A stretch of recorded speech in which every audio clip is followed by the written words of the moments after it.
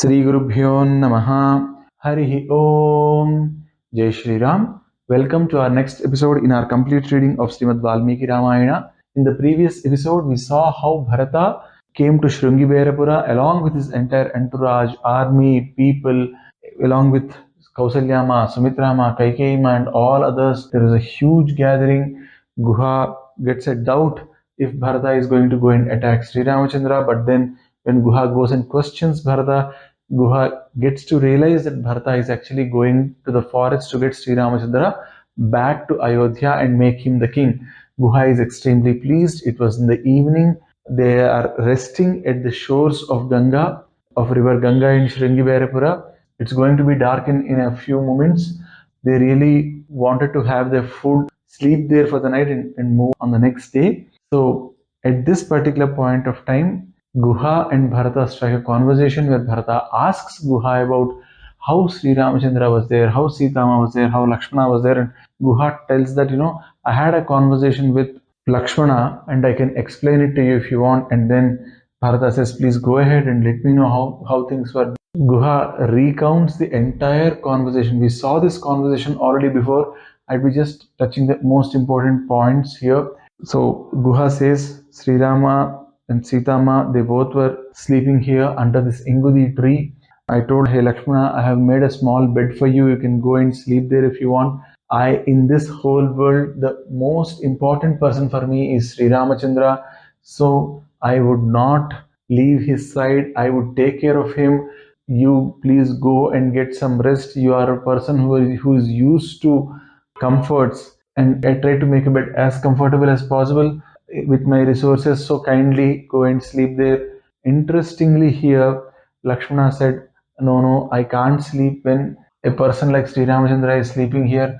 I want to follow Sri Ramachandra, and in his footsteps I want to make my life sarthaka, get the ardharma, ardha kama mokshas by following Sri Ramachandra. And then Guha tells all the things that Lakshmana says. After Sri Ramachandra is out of Ayodhya, I doubt if Dasharatha Maharaja is going to live. No, he might die. My mom, she might still live because Shatrughna would be there, but I doubt if Kausalyama is going to live. And Bharata and Shatrughna, who are going to do the Antyeshti Samskara for my father, they are really lucky people. Lakshmana says all this, right? So this entire conversation, Guha repeats to Bharata. He says how Ayodhya would have become Kalavihina and all that stuff is told. Bharata, he again breaks down. He says, oh, is this how Lakshmana thought? They are into unknown troubles. Why is this world playing with us like this? Why is Vidhi doing all these things to us? Kausalyama looks at this. She quickly comes, she hugs him and says, what has happened? Why are you falling down? What has happened to you? And then Bharata talks about this entire conversation that has happened with Guha. Kausalyama also is now getting tensed. At this particular point of time, Bharata asks, what did Sri Rama have for dinner? What did he eat? What did he drink? Guha says, you know what, I gave him the best of the food that I had, but he just drank water. Sitama also drank water, and then they went ahead and slept here. Lakshmana brought some darbha grass and he put it there and they slept on it. Lakshmana also did not eat anything, he too just drank water.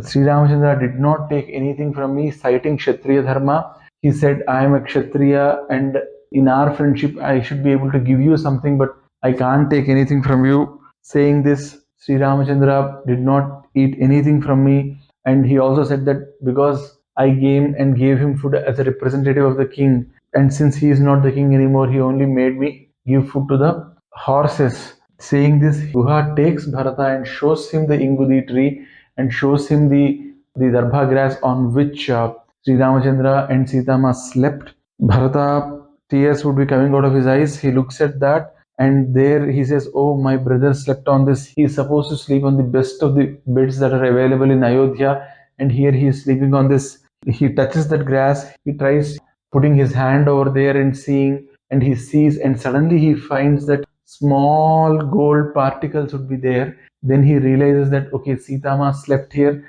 with her ornaments on. So that's the reason why I'm seeing these gold particles. And then he finds, for these saris you have the zari, right? In the olden days they used to make it with gold and silver also. Even today they make saris which have the borders which are made of gold and silver. and he finds those gold threads in the grass and says, "Oh, Sita Ma, these threads are from Sita Ma's sari. My sister-in-law, who is equivalent to my mother, she slept on a place like this. Why am I still like this? Why am I still alive to see all this stuff?" His heart breaks down and he says, "I will wear the dress of Sri Ramachandra. I will wear all those Narachiras. I will go to forests. And if Shatrughna wants to accompany me, he too can accompany me. We both will go to forest and we'll stay there. I will ask Sri Ramachandra to come back. I'll ask Sitama to come back. I'll ask Lakshmana to come back. Sri Rama, Lakshmana, Sitama, they'll come back and they'll rule the kingdom. And because my father wanted one son to be in the forest and one son to be in the kingdom, we both will exchange our places. But this is not a state in which my elder brother should be." Look at the pure love that Bharata has got here. I mean, he realized that his brother slept on grass, his brother slept on darbhas. He was so sad, he was so taken aback, and he just was on the verge of breaking down. That's the amount of shock that he had, that's the amount of dukkha that he had the moment he heard that his brother had to undergo such trouble. Guha, now his eyes are swelling with tears looking at the brotherly love that these brothers have. The brothers, the way they are living, the way Sri Ramachandra is. Finally, everybody ends up consoling Bharata. They sleep there that night. The next morning, early in the morning, Shatrughna is surprised by the person who is waking him up, because Bharata wakes him up and says, "Shatrughna, why are you still sleeping? In some time it's going to be dawn. We should be ready for journey by dawn break itself. Quickly get ready." And then they instruct the entire army, the entire people who have come, to get ready and be ready to travel at the first ray of the sun. Once sun is up, Bharata quickly rushes to Guha and says, "Please arrange for boats through which we all can cross river Ganga." Guha tells them Sitama, Lakshmana, Sri Ramchandra have crossed Ganga and went to Bharadwaj ashrama. That's what he knows. So that's already told to Bharata. So Bharata now knows his destination. So he pushes Guha to quickly arrange for all the things. Guha quickly arranges for as many boats and as many ships as possible to take them across river Ganga. Bharata and his army start their journey. The armed soldiers over there, they quickly burn away all the temporary things that they have made over there, and then they cross river Ganga. Bharata is so excited that he is meeting his brother. He looks at Bharadwaj Ashrama from a distance. While the army is coming slowly behind, he quickly rushes to Bharadwaj Maharshi's ashrama. He looks at that ashrama and he finds some amount of calmness over there. And what would he do after going and reaching there? Well, that's going to be our next episode. We'll be looking at what Bharata is going to do in Bharadwaj ashrama, how is he going to meet, what is he going to talk, and how will he end up meeting Sri Ramachandra. That we would see in our next episode. Sarve bhavantu sukhinah, sarve santu niramayaha, सर्वे भद्राणि पश्यन्तु मा कश्चित् दुःखभाग् भवेत्। ओम सर्वं सदुखी साई महाराज स्वामी चरणारविंदार्पणमस्तु। स्वस्ति। जय श्री राम।